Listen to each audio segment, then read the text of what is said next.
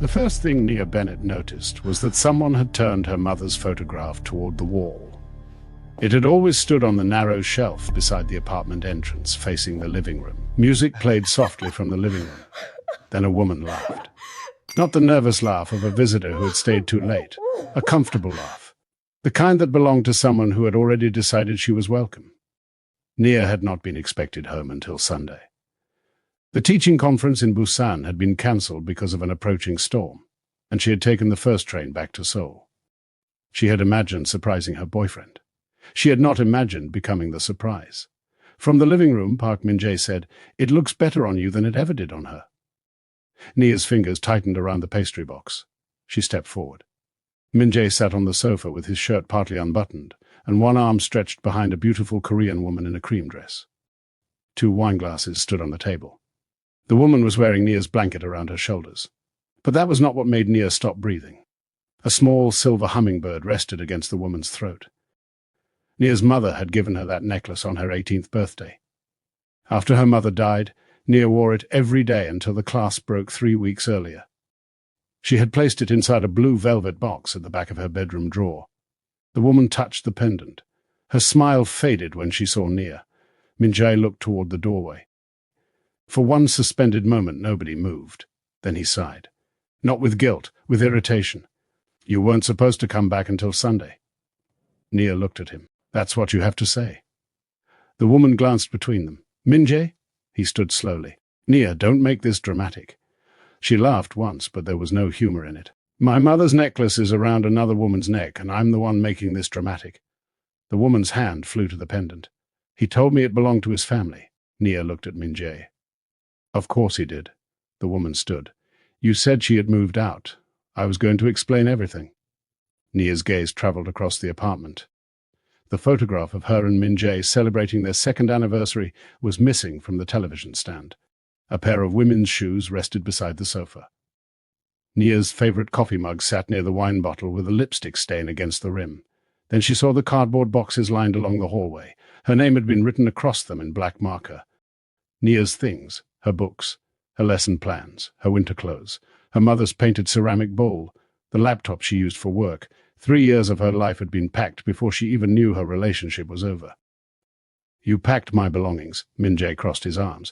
"We both knew this wasn't working." "No, you knew. You just forgot to tell me." "It's been difficult for months." "Difficult?" Nia stared at him. "I paid the deposit on this apartment. I paid the rent when you stopped working. I bought your audition clothes. I paid for your acting classes because you kept saying one successful role would change everything."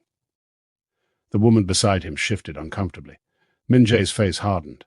"Don't make this about money. You made it about money every time the landlord called." "I said I would repay you. You've been saying that for 2 years." The woman removed the necklace. "Maybe I should leave." "No," Nia said. Her voice had suddenly become calm. "Stay." The woman stopped. "You should hear what your future looks like." "That's enough," Min-jae snapped. "Did he tell you he paid for this apartment?" Nia asked the woman. "Did he tell you his career was taking off because he worked hard? Did he mention the woman who stayed awake rehearsing lines with him after teaching children all day?" "Nia? Did he tell you he borrowed money from you last month for new photographs?"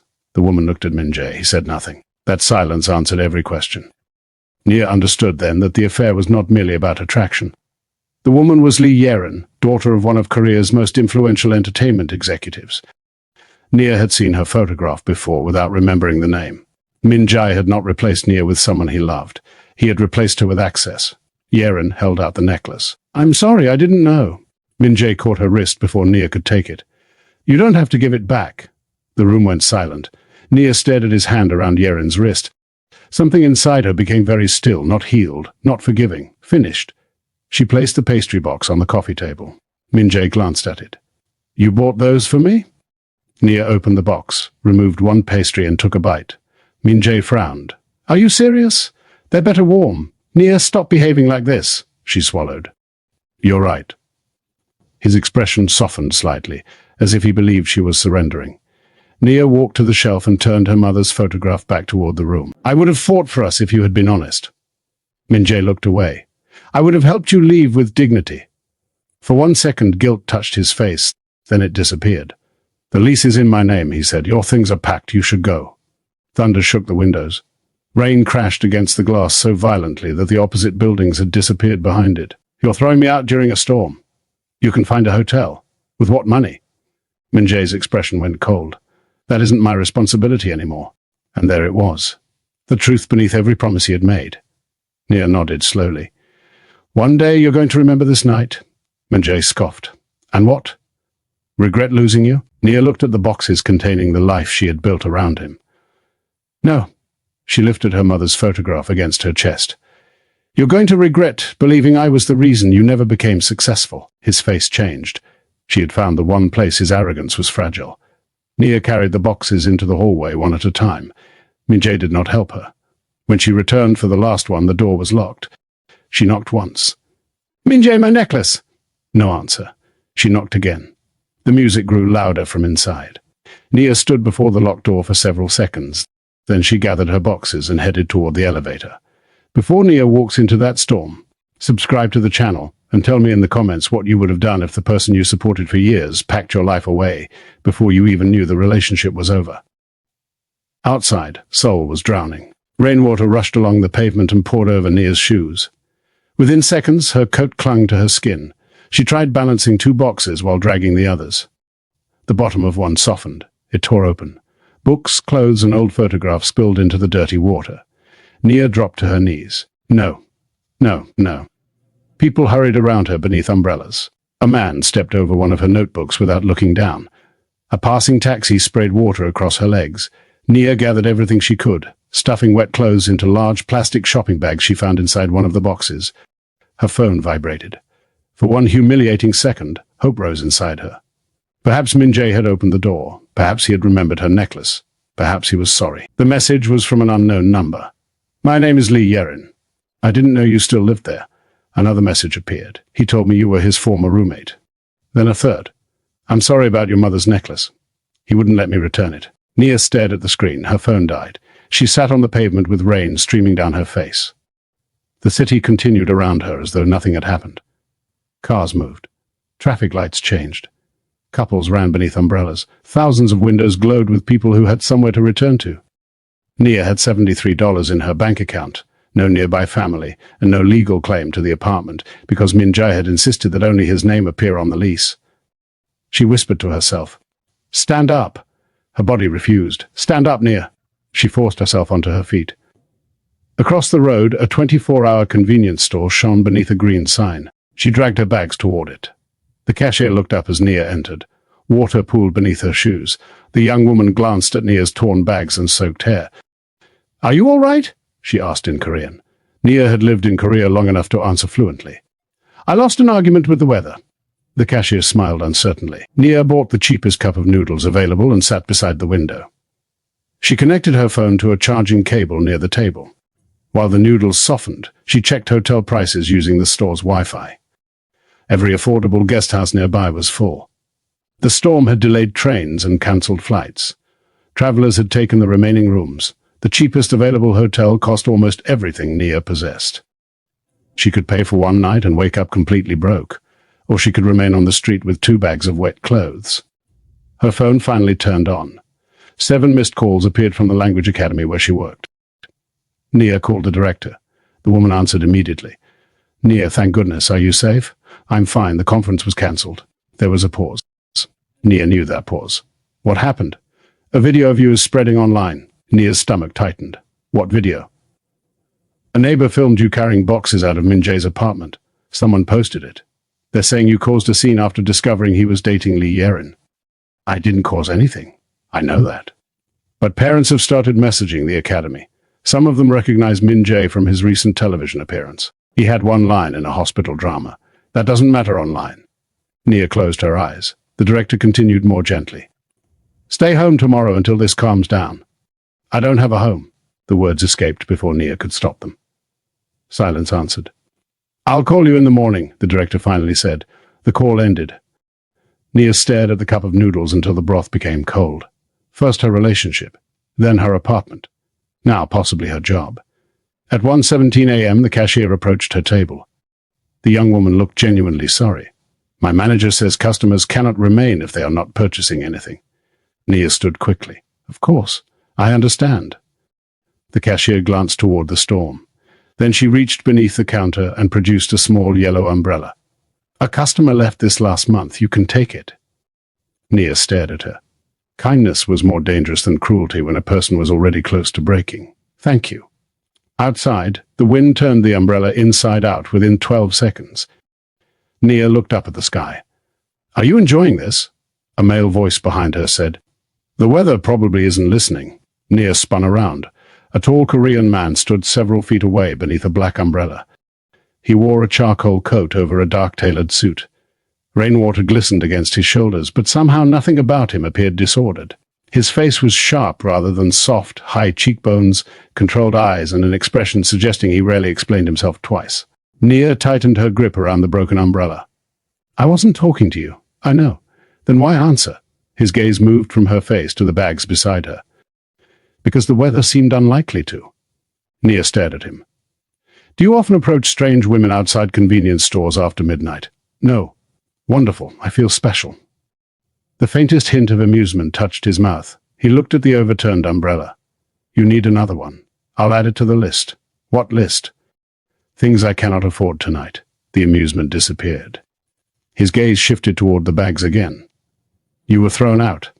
Nia's cheeks burned. "You reached that conclusion from 2 bags in bad weather. One bag contains a framed photograph, kitchen utensils, and a winter coat." Nia looked down. Her belongings were visible through the torn plastic. "Are you a detective?" "No." "Then stop investigating me." He removed his coat.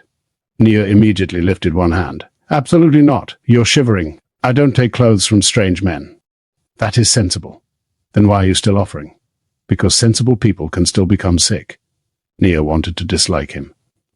Unfortunately, his logic was irritatingly practical. She did not take the coat. "What's your name?" "Kang Tae-hyun." The name touched something in her memory. Before she could place it, a black sedan turned into the narrow street. A man in a suit hurried toward them beneath an umbrella. "Executive Director Kang." The stranger's expression tightened. The assistant stopped when he saw Nia. His eyes moved across the bags, the broken umbrella, and Tae-hyun's coat. "Sir, Chairman Kang has called 9 times. The directors are still waiting at the Imperial Hanul Hotel. Reporters have surrounded the entrances, and Miss Choi's family is demanding a statement." Tae-hyun's voice became colder. "Jun-ho." The assistant closed his mouth.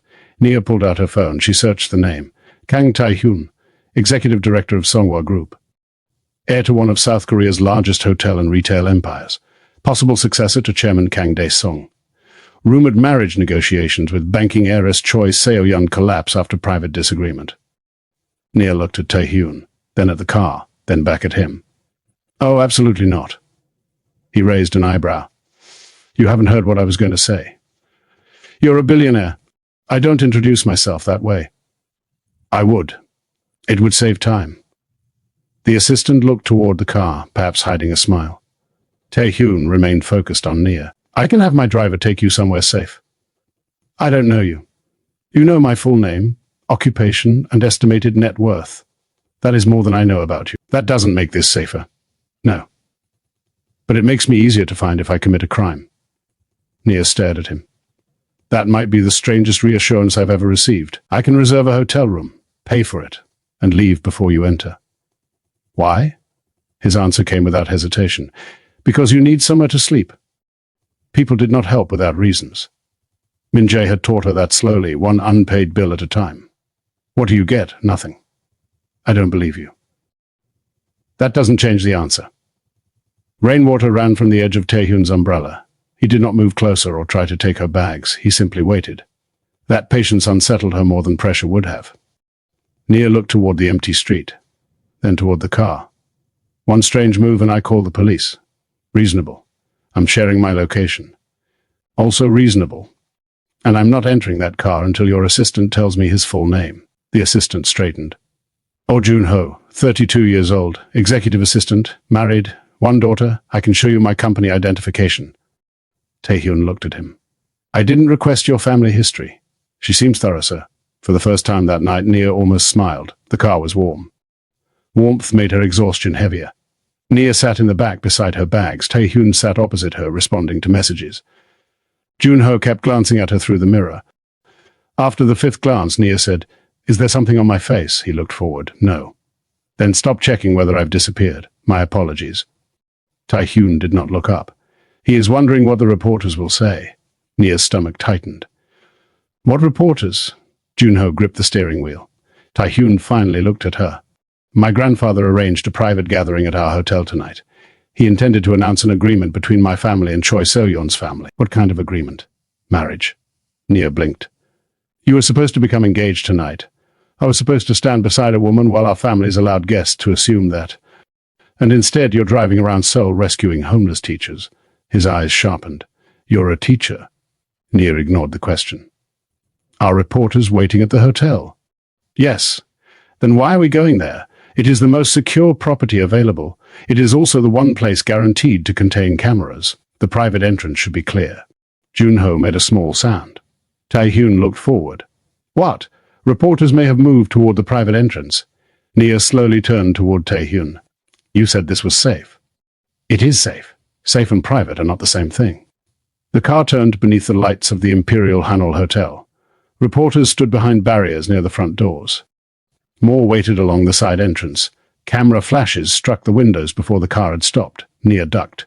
You have got to be joking. Junho locked the doors. Voices rose outside. Executive Director Kang, who is the woman? Did you reject Choi So-yeon for someone else? Nia covered her face. I had one problem when you found me. Tae-hyun's expression went cold. I'm aware. Now I'm becoming national entertainment. I will correct it. That sentence has never comforted any woman. Despite the shouting, Tae-hyun almost smiled. Then he removed his scarf and gave it to her. Cover your face. She accepted it this time. Tae-hyun stepped out first. Reporters surged toward him. He moved around the car and opened Nia's door. Then he held out his hand. She stared at it. Taking that hand meant stepping into his world. Remaining inside meant being photographed through the window until security removed the crowd. Nia muttered, Every option you give me is terrible. I'm beginning to notice that. She placed her hand in his. His grip was warm and steady. The moment she stepped from the car, the shouting doubled. Director Kang, is she your girlfriend? Is she why the engagement collapsed? Miss, what is your name? Tae-hyun positioned himself between Nia and the cameras. One hand hovered near her back without touching. Stay close. I was considering running into traffic. I recommend against it. They crossed toward the entrance. A reporter leaned over the barrier. Director Kang, does Chairman Kang know about her? Tae-hyun stopped. Junho whispered, Sir, don't. Tae-hyun glanced at Nia's soaked clothes, damaged bags, and frightened eyes. She is under my protection, he said. The entrance erupted. Nia stared at him. You just made it worse. Yes, at least you admit it. Security closed the doors behind them. Inside the lobby, silence struck Nia almost as hard as the cameras had. Gold light reflected from polished marble. A chandelier glittered above them. Staff members pretended not to stare. Nia saw herself in a mirrored wall. Wet hair, borrowed scarf. 2 damaged bags. One hand still held by a billionaire. She pulled away. Tae-hyun released her immediately. I promised you a room. You also announced that I'm under your protection. I did not announce it. There were at least 40 cameras. Junho checked his phone. 47, according to security. Nia looked at him. Thank you, Junho. You're welcome. That wasn't gratitude. The hotel was completely occupied because of the storm and the family event. The only secure rooms available were within the guest wing connected to Tae-hyun's penthouse. Nia refused twice. Then Junho showed her the crowd gathering outside and explained that leaving through another entrance would expose her identity within minutes. She accepted on the condition that her room locked from inside and female security remained nearby. The elevator opened directly into a suite overlooking Seoul. Nia stepped out. The living room had 2 levels. A staircase curved toward an upper floor. She turned toward Tae-hyun. No, it is a room. This room contains another floor. It is a penthouse. You said hotel room. This is a building inside another building. Junho carried her bags toward the guest wing. Where should I put these? Nia took them from him. I can carry my own mistakes. Junho froze. Tae-hyun looked toward the windows, but not before Nia saw the smile he was hiding. Hotel staff delivered towels, dry clothes, and food. Nia looked at the trays. I cannot pay for this. No payment is required, Tae-hyun said. That sentence makes me nervous now. You are suspicious of everything. I was thrown out by someone I trusted a few hours ago. Suspicion is currently my most successful skill. His expression changed. Take the guest room. Lock the door. Junho will remain outside the suite. Nia studied him. You considered that, yes. For the first time, she believed he was not helping because he expected something from her. Thank you, she said quietly. His phone rang. The screen displayed Chairman Kang. Tae-hyun answered. His grandfather's voice was loud enough for Nia to hear. Have you lost your mind? No. You entered my hotel with an unknown woman while Seo-yeon's family was waiting upstairs. She needed help. She is now on every news site in Korea. Nia grabbed her phone. The headlines had already appeared. Kang Tae-hyun protects mystery woman after rejecting marriage alliance. Billionaire heir photographed holding hands with unidentified foreign girlfriend. Who was the woman who changed Kang Tae-hyun's mind? Nia sank onto the sofa. Tae-hyun looked at her while his grandfather continued. Bring her to breakfast tomorrow. No. Then I will assume she is a scandal you created to humiliate our family. She has nothing to do with our disagreement. Then prove it. The call ended. Tae-hyun lowered the phone. Nia stared at him. Your grandfather wants to meet me. Yes. I'm leaving through a window. We are 38 floors above the ground. Then I'll use the stairs. A knock sounded. Junho entered looking pale. Sir, Choi Seo-yeon is on her way up. Tae-hyun's face turned to stone. Nia slowly stood. The woman you were supposed to marry. Yes. Is she reasonable? No. Seo-yeon entered 10 minutes later wearing a white coat, black heels, and a smile sharp enough to cut glass. She ignored Tae-hyun. Her gaze moved over Nia's borrowed sweater and damp hair. So, she said, you're the woman. I've been called worse tonight. Seo-yeon walked closer. Do you know who I am? The woman who came to her hotel after 1 in the morning to confront someone she believes is beneath her. Junho lowered his head. Tae-hyun's mouth twitched. Seo-yeon noticed. Her smile vanished. You find this entertaining? No, Tae-hyun said. I find your presence unnecessary. Our families were supposed to make an announcement. I never agreed to marry you. You agreed to consider what was best for the company. That is not the same thing. Seo-yeon looked back at Nia. Whatever happened outside this hotel has nothing to do with you. I would love for that to be true. You should leave before people discover what you are. Nia lowered the cup of tea she had been given. And what am I? A woman who happened to meet a wealthy man on the most convenient night possible. The insult landed where Seo-yeon intended. Nia had no home, almost no money, possibly no job. From the outside, she looked like someone who had found the fastest possible rescue. Her hands began to shake. She placed the cup down before anyone noticed. I lost my home tonight, Nia said. The man I trusted gave another woman my mother's necklace and packed my belongings before I returned. Seo-yeon's expression did not change. Nia stepped closer. So you will need more than an expensive coat to become the worst thing that happened to me this week. Silence filled the suite. Tae-hyun stared at her as though seeing her clearly for the first time. Seo-yeon's cheeks colored. You'll regret speaking to me like that. I have already made several questionable decisions today. Add it to the list. Seo-yeon turned toward Tae-hyun. If she appears beside you again, my father withdraws his support from the succession vote. Then he should withdraw it. You'll lose the company. I would rather lose than allow our families to sell us to each other. Something vulnerable passed across Seo-yeon's face. Then it disappeared. She looked at Nia. This is not your world. Nia met her eyes. It wasn't yours until someone gave you a name that opened the doors. Seo-yeon left. The door slammed. Junho exhaled. I should check security. He disappeared quickly.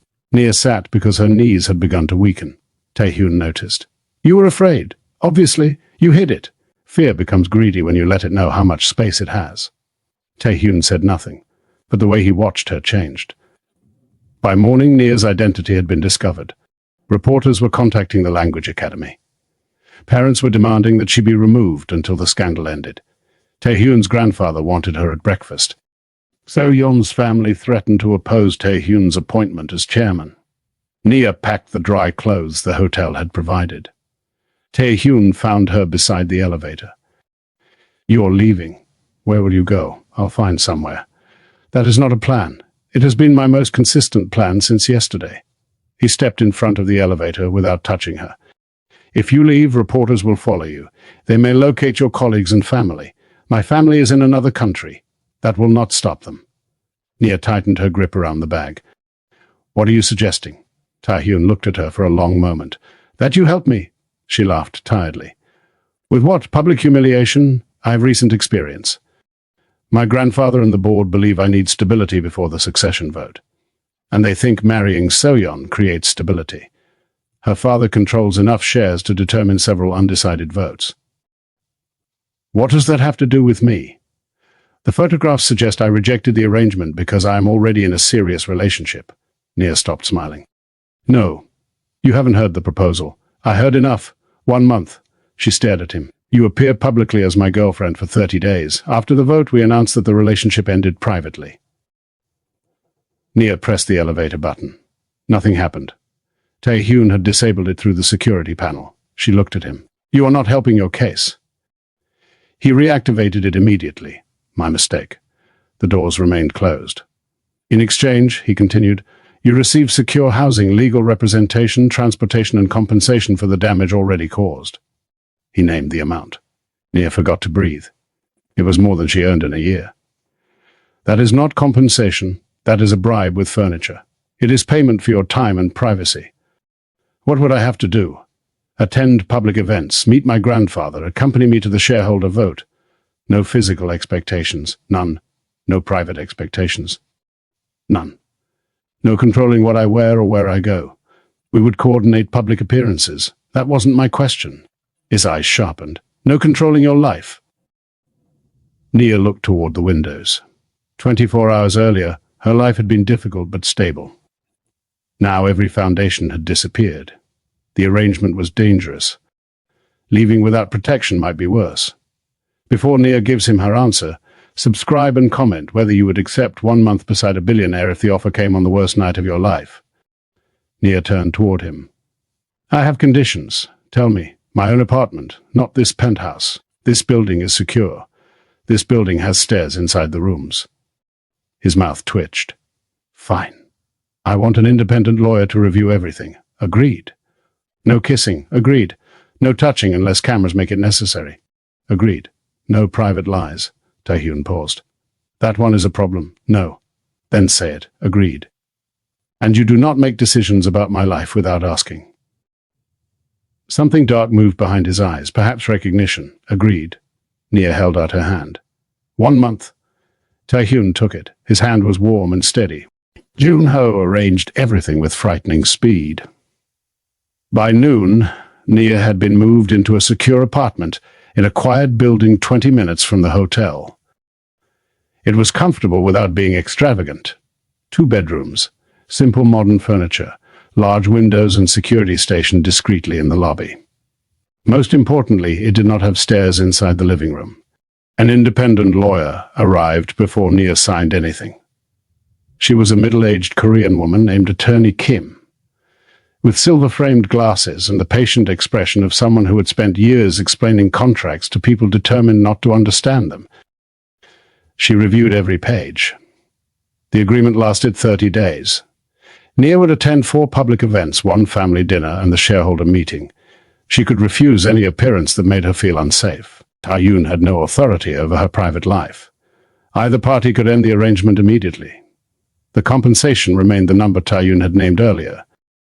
Nia stared at it again. Attorney Kim looked over her glasses. You are not required to accept. I know. You should also know that the amount reflects the loss of privacy and potential damage to your career. It is not unusually high for this type of public arrangement. This happens often. Attorney Kim closed the folder. Among wealthy families, more often than they admit, Nia signed. When the pen left the paper, the decision felt heavier than it had inside the penthouse. She was officially being paid to pretend she belonged beside a man whose life she barely understood. Jun-ho placed another folder on the table. There is also a temporary position available with Sunghwa Foundation's literacy program. A fake job for the fake girlfriend. No, Jun-ho said quickly. The foundation needs an English language advisor for its international reading program. Tae-hyun arranged it. He suggested that sounds like a polite way of saying yes. Nia pushed the folder back. I'm not accepting a position because people need a believable explanation for why I'm being paid. Tae-hyun stood near the windows, silent until then. Then interview for it. She looked at him. What? The foundation director does not answer to me. Meet her. If she believes you are qualified, accept. If she does not, refuse. Nia studied his expression. He did not appear offended. He did not try to persuade her with the salary. He simply gave her a choice. Fine, she said. I'll interview. 2 hours later, the foundation director offered her the position after learning that Nia had taught English for 5 years and had previously volunteered with immigrant children. The role was legitimate. The work mattered. And for the first time since Min-jae locked the apartment door, Nia felt as though she had recovered one small piece of herself. That feeling lasted until a stylist entered the apartment with 6 clothing racks. Nia stared at them. No. The stylist stopped. Jun-ho looked up from his tablet. You haven't seen anything yet. I have seen enough fabric to cover a department store. Your first dinner with Chairman Kang is tonight. Tonight? Yes. I signed the contract 40 minutes ago. Chairman Kang dislikes waiting. I already dislike Chairman Kang. Jun-ho lowered his voice. It may be wise not to mention that during dinner. Tae-hyun entered from the hallway wearing a black suit. Nia looked at him before she could stop herself. The suit fit him perfectly. His hair had been restyled, and the warmth she had occasionally seen in the penthouse was hidden behind the expression of a man preparing for battle. He noticed her staring. Is something wrong? I'm deciding whether you look more intimidating when you're silent, or when you ask unnecessary questions. And results are inconclusive. Jun-ho looked down quickly, but Nia saw his shoulders move. The stylist presented several dresses. Nia rejected the first because it was too revealing, the second because it looked like something Seoul would wear, and the third because it required jewelry worth more than her mother's house. She finally chose an emerald green dress with long sleeves and clean, elegant lines. When she stepped out of the bedroom, Jun-ho stopped typing. Tae-hyun looked up from his phone. Then he forgot to look down again. Nia touched the side of the dress. Is it too much? No. His voice was quieter than usual. It looks like you chose it. The compliment reached somewhere she had not protected. Not beautiful. Not expensive. Not appropriate for his world. It looked like her choice. Nia glanced away first. Good, because I rejected everything your stylist actually liked. She is beginning to take it personally, Jun-ho said. Then she'll understand how I feel about this entire week. Chairman Kang Dae-sung's private dining room occupied the highest floor of an exclusive members club overlooking the Han River. The room was beautiful in a way that made Nia afraid to touch anything. Dark wood walls, crystal lighting, paintings that probably had their own security, a dining table long enough to prevent anyone from having an intimate conversation. Chairman Kang sat at the head. He was in his late 70s, with neatly combed silver hair and eyes that seemed to examine a person before deciding whether they deserved to remain in the room. His gaze moved from Tae-hyun to Nia. You move quickly. Nia sat beside Tae-hyun. I was told your family dislikes wasting time. Tae-hyun's knee brushed hers beneath the table. A warning. Or encouragement, she could not tell which. Chairman Kang studied her. What do you want from my grandson, Tae-hyun? The chairman's eyebrows rose. What? His name? You asked what I want from him. Jun-ho stood near the wall and became completely motionless. Nia continued. I want honesty, respect, and preferably 1 week without my photograph appearing online. Chairman Kang leaned back. Do you know how many women would be grateful to sit where you are? Probably many. And you are not. I'm grateful for kindness. I'm not grateful for being interrogated. Silence settled over the table. Tae-hyun looked down at his plate. Chairman Kang's eyes narrowed. Then, unexpectedly, he laughed. You have very little instinct for self-preservation. I had some yesterday. Your grandson drove it into a hotel full of reporters. Tae-hyun covered the smallest smile with his wine glass. The chairman noticed. Something calculating entered his expression. Before he could speak, the dining room doors opened. A man in a navy suit entered. He appeared slightly older than Tae-hyun, with slicked-back black hair, polished manners, and a smile that never reached his eyes. Tae-hyun, he said. You failed to mention your guest had arrived. Tae-hyun's expression cooled instantly. Jun-suk, Kang Jun-suk, Tae-hyun's cousin. The other candidate for control of Sengwa Group. Jun-suk took the empty seat across from Nia. He knew her full name. He knew where she worked. He knew the date she arrived in Korea. He even knew how much money she had transferred to Min-jae during the final year of their relationship. Nia's stomach tightened as he calmly recited the information. That is enough, Tae-hyun said. Jun-suk smiled. I'm only making conversation. No, Nia replied. You're showing me that you investigated me. His smile widened. Smart. That usually means the insult comes next. Chairman Kang watched with open interest. Jun-suk lifted his wine glass. Tae-hyun suckly where to my cousin Hackly where he would be. Tae-hyun's chair moved. Nia placed her fingers lightly against his sleeve. He stopped. That small act did not escape Jun-suk's attention. Nia looked across the table. If I planned this, I would have worn waterproof shoes. Chairman Kang laughed again. Jun-suk did not. Dinner continued, but the atmosphere had shifted. Nia could feel Jun-suk watching every glance between her and Tae-hyun. Every accidental touch, every moment that appeared too natural. When the meal ended, Tae-hyun was called into the chairman's study. Nia stepped onto the private balcony for air. The night was cold and the Han River glittered beneath the city lights. You handled yourself well. Jun-suk's voice came from behind her. Nia did not turn. That usually means someone is preparing to threaten me. He stood beside her. You should be careful. There it is. Tae-hyun ruins people without intending to. Nia finally faced him. Is this concern? Experience? Then why are you smiling?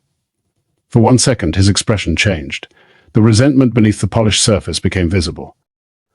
Then the smile returned. He believes money can protect everyone, Jun-suk said, but everything he touches eventually becomes part of Seonggwa. And you want Seonggwa. I want what should have been mine. Tae-hyun was chosen over you. My uncle died, and my grandfather handed Tae-hyun the future as compensation. Nia's anger softened slightly. There was history here, but history did not make Jun-suk safe. He stepped closer. When the vote is over, Tae-hyun will no longer need you. Do not confuse temporary usefulness with love. Tae-hyun's voice came from the doorway. Step away from her. Jun-suk turned slowly. The air between the cousins changed. Nia had seen Tae-hyun calm, amused and irritated. This was different, controlled anger. Jun-suk lifted his hands. I was welcoming her. Leave. Jun-suk looked at Nia. Enjoy the month. Then he walked inside. Nia waited until he had gone. How did he know it was 1 month? Tae-hyun's face hardened. What? He said to enjoy the month. Jun-ho, who had just stepped onto the balcony, stopped. Only Nia, Tae-hyun, Jun-ho, Attorney Kim and the legal team knew the length of the agreement. Tae-hyun looked at Jun-ho. Find the leak. Jun-ho was already reaching for his phone. The arrangement had existed for less than a day. Someone inside Tae-hyun's world was already watching them. Their first public appearance took place the next evening at a children's literacy fundraiser sponsored by Seonggwa Foundation. The ballroom was filled with chandeliers, cameras, and people wealthy enough to mistake confidence for ownership. Before the doors opened, Tae-hyun offered Nia his arm. She looked at it. Necessary touching, unfortunately. She placed her hand against his sleeve. Try not to look delighted. I rarely look delighted. That is true. The doors opened. Whispers followed them immediately. Foreign. Temporary. Publicity stunt. Not his type. Nia kept smiling. Tae-hyun leaned slightly closer. You don't need to pretend you cannot hear them. I hear them. You appear calm. I'm choosing who to embarrass first. His eyes warmed. Warn me before you begin. Seoyeon approached with 2 reporters conveniently close behind her. She wore a silver dress, perfect makeup, and the expression of a woman who had rehearsed the conversation. Nia, she said, you look more comfortable tonight. So do you. Entering during business hours probably helps. One reporter laughed. Seoyeon's eyes flashed. I heard you teach English. I do. How ordinary. It is. Children rarely discuss succession votes. The second reporter smiled. Tae-hyun's hand moved lightly to Nia's back. Barely touching. Still, she felt the warmth through the fabric of her dress. Seoyeon noticed. You must find all this overwhelming, at first. And now? Nia glanced around the ballroom. Now I understand expensive rooms are still rooms. They only become frightening when you believe the people inside are more important than you. A camera clicked. Seoyeon's smile tightened. Be careful, some rooms remember who embarrassed them. Nia smiled. So do women. Seoyeon walked away. Tae-hyun looked down at Nia. That was reckless. You enjoyed it. I did not say I didn't. For the first time since Min-jae locked her outside, Nia laughed without forcing it. Tae-hyun stared at her. Not at the cameras. Not at the reporters. At her. And for one dangerous second, the arrangement did not feel like an arrangement. 3 nights later, Nia left the language academy after her first full day back at work. The director had allowed her to return after public interest shifted toward Tae-hyun's succession fight. A black vehicle waited across the road. Nia assumed it belonged to security.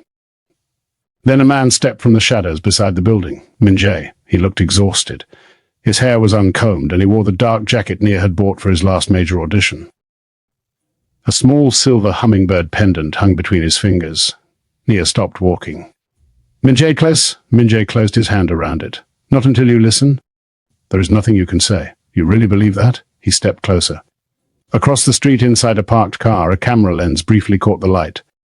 Nia did not see it. Min-jae did, and he smiled. You think Kang Tae-hyun saved you, he said quietly, but he doesn't know what you were willing to do for me. Nia's chest tightened. Behind her, a sleek black sedan pulled to the curb. The door opened. Tae-hyun stepped out. The moment he saw Min-jae standing in front of her, the warmth disappeared from his face. Min-jae lifted Nia's mother's necklace between them. Then he said the one thing Tae-hyun was never supposed to hear. Nia, tell him why you really came to Korea. What secret do you think Min-jae is about to reveal? And is it real, or is he trying to destroy Nia's new life? Tell me your theory in the comments and subscribe so you don't miss part 2.